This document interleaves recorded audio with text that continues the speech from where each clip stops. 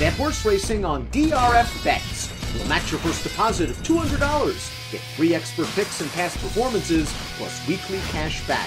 All from Daily Racing Form, the most trusted name in horse racing. With 14 Breeders' Cup races, you know that somewhere along the way, there will be some favorites that are going to get beat. And I'm going to try to identify 4.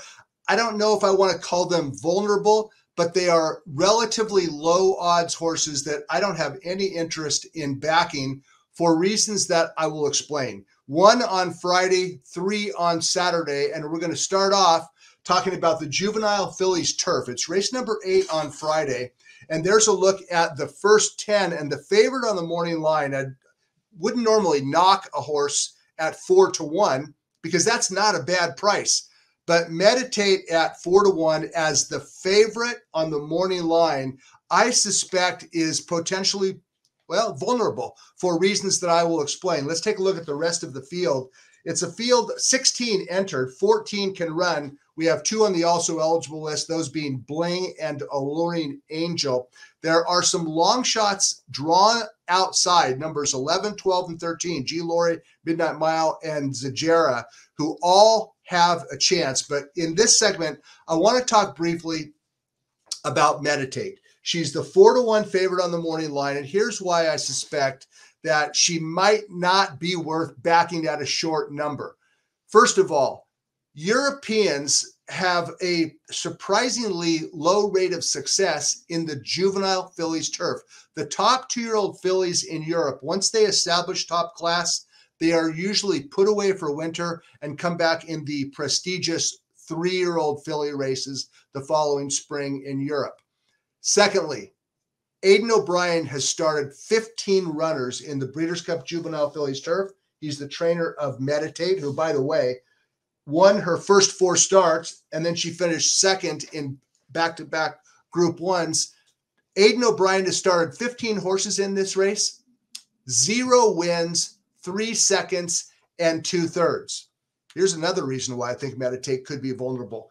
The longer she runs, the less impressive she becomes. She won her first 4 starts, and yeah, she did win going 7 furlongs. That was back in August, but her margin was diminishing. She came back in another 7 furlong race and got beat as the favorite, and then she got beat again last time going 6 furlongs. All 6 of her starts have been on straightaways. Now she's going to have to negotiate 2 turns. So there's a lot of reasons to suspect that maybe Meditate is not worth backing at a relatively short number. Now, maybe 4-1 is okay for you. It's not for me in a race that I think is wide open. Low rate of success for Europeans. Aidan O'Brien's low rate of success, 0 for 15, 2 turns and a distance. They're going 1 mile. That might not benefit Meditate. All right, let's turn our attention to Saturday and talk about the Dirt Mile. It's race number 5 on Saturday at Keeneland, and a field of 11 entered the race, and the favorite on the morning line is one of the fastest horses. Well, he's the fastest horse in this race. I'm referring to number 7, Cody's Wish, and his 112 Beyer speed figure that he earned last time out. And draw near the outside, number 9, Cyberknife, a 3-year-old who has a big look in this race. 3-year-olds, by the way, have won the Dirt Mile 3 of the last 5 years. But we're going to talk briefly about the morning line favorite, and that's Cody's Wish, whose most recent start was absolutely dazzling. And we're going to take a look at the Grade 1 Forego. August 27th at Saratoga. He's nowhere in the picture except on the far outside, rallying from next to last. Jackie's Warrior is the 1-9 favorite and supposed to win this race, but he doesn't. Why? Because Cody's Wish delivered the stretch run of his life and blew right past Jackie's Warrior in deep stretch to win, going away by a length and 1/4. So what's the knock on Cody's Wish? Well, here's what it is. That race was a 7 furlong race around 1 turn, and I am always dubious to back a closing sprinter at a short price when he or she stretches out to 2 turns. Cody's Wish has routed twice in the past. When I say route, I mean 2 turns. One of them, He finished third at 3-5 in a maiden race. That was in summer of 2021 before he got good. And the other one was this March at Tampa Bay. He was the 2-1 favorite in a grade 3 at Tampa Bay, and he lost that race as well, but he was coming off a layoff. So maybe you can give him a pass for those 2 losses around 2 turns. I'm just not convinced that Cody's Wish has to reproduce that 112 Beyer speed figure on Saturday when he stretches out to 2 turns. Over the course of dirt mile history, only one horse has won the dirt mile, having never raced around 2 turns in the U.S., and that was Tamarka's many years ago. Okay, let's now go to grass and talk about race number 8. It's the Breeders' Cup Mile, and a horse that a lot of people expect to win. And I'm not going to talk anybody off of Modern Games. He's good. He's very good. We saw what he did in the Woodbine Mile. In fact, we're going to take a look at that in just a second. In fact, let's look at it right. Well, before we do that, let's take a look at the entire field. A field of 16 actually entered this race. 14 will run. 2 also eligibles, numbers 15 and 16. Just FYI, I picked the horse that's going to be starting from the parking lot, and that's number 14, Domestic Spending. And I'm going to be talking about him in a different segment when we talk about long shots. But there's the rest of the field.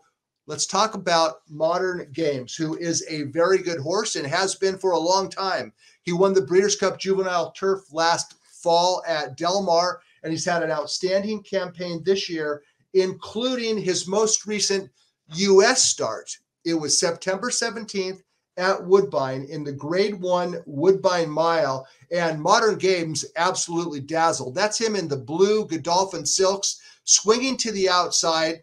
It's going to take him a little while before he kicks into gear, but when he does, it's lights out. Modern Games destroys the field, and he destroyed a good field. Ivar is a good Kentucky-based, Midwest-based grade 1 caliber horse, and Modern Games left him reeling. He won by more than 5 lengths, Modern Games did.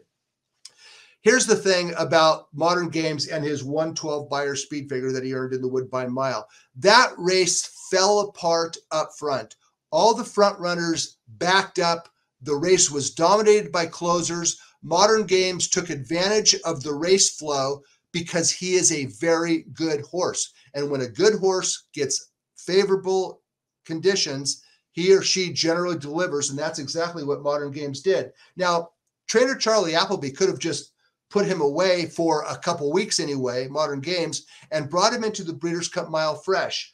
However, he shipped back to England, and Modern Games finished second last time out in the Queen Elizabeth over ground, soft ground, or wet ground that he really did not care for. Modern Games is best on firm, and he's best around a turn or 2 turns like he'll be negotiating on Saturday. So it's a lot of shipping. He shipped from Europe to Canada for the Woodbine Mile. He went back to Europe and finished second in the Queen Elizabeth, and now he's back in Kentucky. Maybe this horse is made of hickory and it doesn't matter, but that's a lot of shipping for a very good horse whose win in the Woodbine Mile was for a couple reasons. A, he's very good, and B, the race shape benefited his closing style. Okay, we're going to finish off talking about another European import, and this is the Breeders' Cup Turf. It's race number 10 on Saturday, and a field of 13 entered. The favorite on the morning line is number 5, Rebels Romance, and we're going to talk about him in just a minute, but let's take a look at the rest of the field, 11 through 13. Boy, there was a time when Mishriff would have seemed like a cinch in this race, but he doesn't seem to be as brilliant, well, he's not, as he was as a 4-year-old.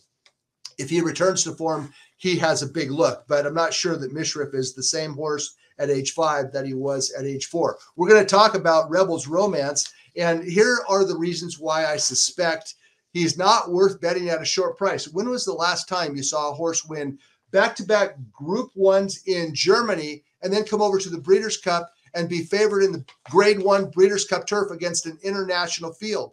Never.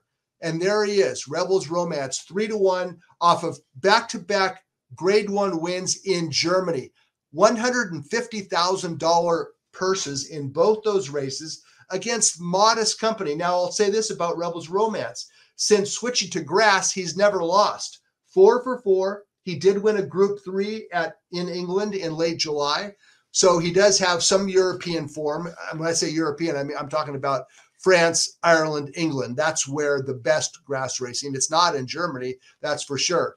Rebels Romance, I just don't buy him at a short number. But having said that, we at least have to recognize this is one of the weaker editions of the Breeders' Cup Turf that we have ever seen. Nation's Pride is a 3-year-old facing older. Warlike Goddess is a filly facing the boys. She beat the boys last time out. It's not a strong group, and I don't think that Rebels Romance is a strong favorite in the Breeders' Cup Turf. So that's 4 potentially vulnerable favorites. Meditate on Friday in the Juvenile Fillies Turf. Cody's Wish on Saturday in the Dirt Mile. Modern Games on Saturday in the Mile. And Rebels Romance on Saturday in the Breeders' Cup Turf. Vulnerable favorites, all 4 of those. For some long shots to wager on, you're going to have to stick around for the next segment. I'll talk to you then.